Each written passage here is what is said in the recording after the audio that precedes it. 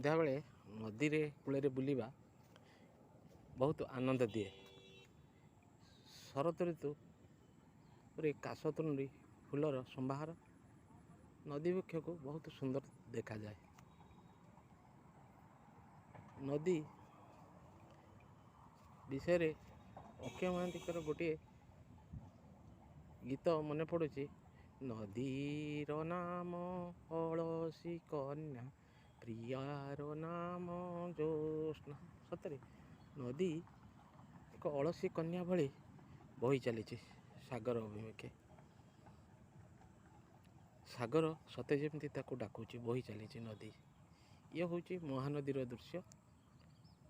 ମୁଁ ମହାନଦୀ ପଠା ଆମର ଜଗତସିଂହପୁର ଜିଲ୍ଲାର ତୀର୍ଥ ବ୍ଲକ ତାତଲ ପାଖରେ ଛିଡ଼ା ହେଇଛି। ଏଇ ଶରତ ଋତୁର ଆଗମନରେ ଆକାଶ ଯେତେବେଳେ ନିର୍ମଳ ହୋଇଯାଏ, ହାଲକା ହାଲକା ଥଣ୍ଡା ଲାଗେ, ଗରମ ବି ଥାଏ। ଆଉ ନଦୀ କୂଳରେ ବୁଲିବା ସନ୍ଧ୍ୟା ସମୟରେ ଏବଂ ପ୍ରାତଃ ସମୟରେ ବହୁତ ଖୁସି ଲାଗେ। ନଦୀ ହେଉଛି ପ୍ରାଣୀ ଜଗତର ଜୀବନଧାରା। ଏଇ ମହାନଦୀ ଓଡ଼ିଶାର ଜୀବନଧାରା କହିଲେ ଅତ୍ୟୁକ୍ତି ହେବ ନାହିଁ। ନଦୀ ଏଇଭଳି ଭାବରେ ତା'ର ଚାଲିଛି। ଏଇ ମଧୁର ଜଳକୁ ସଂରକ୍ଷିତ ରଖିବା ପାଇଁ ସରକାରଙ୍କ ତରଫରୁ ହୀରାକୁଦ ବନ୍ଧ ପରେ ମହାନଦୀରେ କୌଣସି ଆଜି ପର୍ଯ୍ୟନ୍ତ ଗୋଟିଏ ସ୍ଥାୟୀ ନଦୀବନ୍ଧ ହେଲାନି। ଏଇ ମଧୁର ଜଳ ସବୁ ସମୁଦ୍ରକୁ ଚାଲିଯାଉଛି। କିନ୍ତୁ ନଦୀ ଦିନ ଥିଲା, ସବୁ ନଦୀ ଗୁଡ଼ାକ ସୁନାବ୍ୟା ଥିଲା।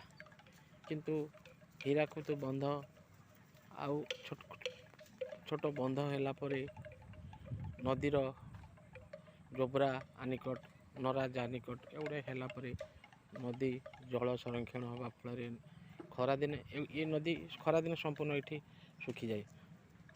ଏଠାରେ ନଦୀ ସମ୍ପୂର୍ଣ୍ଣ ଶୁଖିଯାଏ, ଅଳ୍ପ ଧାର ଟିକେ ଟିକେ ଥାଏ। ବର୍ତ୍ତମାନ ଯେହେତୁ ବର୍ଷା ଅଛି ଏବଂ ନଦୀରେ ଟିକେ ଜଳ ବଢ଼ି ଚାଲିଛି, ଏଇ ନଦୀ କୂଳରେ ଆଶ୍ରୟ ନେଉଛନ୍ତି। ଏଠି ମହିଷି ସବୁ, ଏମାନେ ସବୁ ଏଇ ବର୍ଷା ଦିନେ ନଦୀ କୂଳରେ ଏମାନେ ସବୁ ଏଠି ଗୋଠ କରି ରୁହନ୍ତି। ନଦୀ ଜଳକୁ ଯେହେତୁ ଏଠି ବାଲୁକା ସଜ୍ଜା ରହିଛି, ଏଠି ଏମାନେ ରୁହନ୍ତି। ସନ୍ଧ୍ୟା ସମୟ, ଗୋଧୂଳି ବେଳ, ସନ୍ଧ୍ୟା ସମୟରେ ସେମାନେ ସବୁ ତାଙ୍କ ଗୋଠକୁ ବାହୁଡ଼ି ଯାଉଛନ୍ତି। ଏମାନେ ଏଠି ଏମାନଙ୍କୁ ଖାଇବାକୁ ଦେବେ ଏବଂ କ୍ଷୀର ଦୁଇଁବେ। ଏଇ କିଛି ଦୂରରେ କିଛି ଲୋକ ନଦୀରେ ବନିଶୀ ପକାଇ ମାଛ ଧରୁଛନ୍ତି। ଏ ଗୋଟିଏ ସୁନ୍ଦର ପରିବେଶ।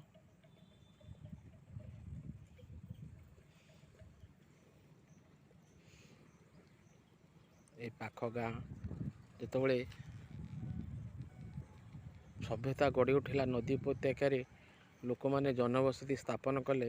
ନଦୀକୁ ଆୟୁଧ କରିକିରି, ନଦୀ ଜଳକୁ ଉପରେ ନିର୍ଭର କରିକିରି ଲୋକମାନେ ନଦୀ କୂଳରେ ବସବାସ କଲେ। ଗମନାଗମନର ଏକମାତ୍ର ମାଧ୍ୟମ ଥିଲା ନଦୀର ଜଳ। ନଦୀର ପ୍ରତିକୂଳ ଏବଂ ନଦୀର ସ୍ରୋତର ଅନୁକୂଳ ଏବଂ ପ୍ରତିକୂଳ, ଏ ଦୁଇ ପଟରେ ଲୋକମାନେ ଯିବା ଆସିବା କରୁଥିଲେ ଏବଂ ସେମାନଙ୍କର ନଦୀ ଉପରେ ନିର୍ଭର କରି ସେମାନେ ଚଳୁଥିଲେ। ନଦୀ କୂଳିଆ ଲୋକମାନେ ବହୁତ ଆନନ୍ଦ। ଦେଖନ୍ତୁ, ଆପଣଙ୍କୁ ଦେଖାଯାଉନଥିବ ସେପଟରେ ନଦୀ କୂଳର ଲୋକମାନେ କିଭଳି ନଦୀ କୂଳରେ ବସି ସେମାନେ ନିଜର ସମୟ ଅତିବାହିତ କରୁଛନ୍ତି। ଏହି ନଦୀର ଜଳକୁ ଏମାନେ ପାନୀୟ ଜଳ ଭାବରେ ବ୍ୟବହାର ମଧ୍ୟ କରୁଥିଲେ। ଏବେ ଗାଁ ଗଣ୍ଡାରେ ଏବେ ଟ୍ୟୁବୱେଲ୍ ପାନୀୟ ଜଳ ଆସିଲା ପରେ ତଥାପି ଏବେ ବି ନଦୀର ଜଳକୁ ଏମାନେ ପାନୀୟ ଜଳ ଭାବରେ ବ୍ୟବହାର କରନ୍ତି। ନଦୀ କୂଳ ଲୋକଙ୍କର ଜୀବନଚର୍ଯ୍ୟା ଅଲଗା ପ୍ରକାର। ସକାଳୁ ଉଠିଲେ, ବ୍ରସ୍ ଧରିଲେ, ଆସିଲେ ନଦୀକି, ଝାଡ଼ା ବସିଲେ, ଗାଧେଇଲେ, ଗଲେ। ଏ ନଦୀ କୂଳିଆ ଲୋକଙ୍କର ଜୀବନଶୈଳୀ ବହୁତ। ଆଉ ନଦୀ କୂଳିଆ ଲୋକ ମିଠା ମାଛ ନଦୀରୁ ମଧ୍ୟ ଏମାନେ ଜାଲ ଖେପାଇ ଯଦି ପକାଇଦେଲେ ମିଠା ମାଛ ହେଇଗଲା, ଏମାନେ ଖାଇଲେ।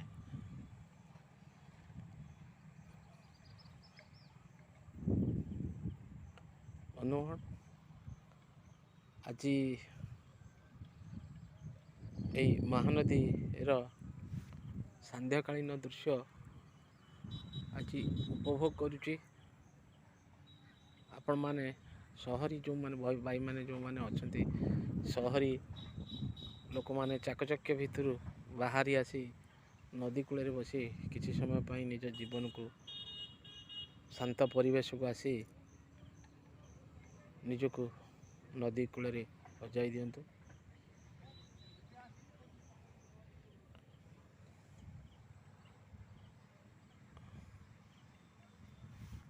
ସୁନ୍ଦର ପରିବେଶ।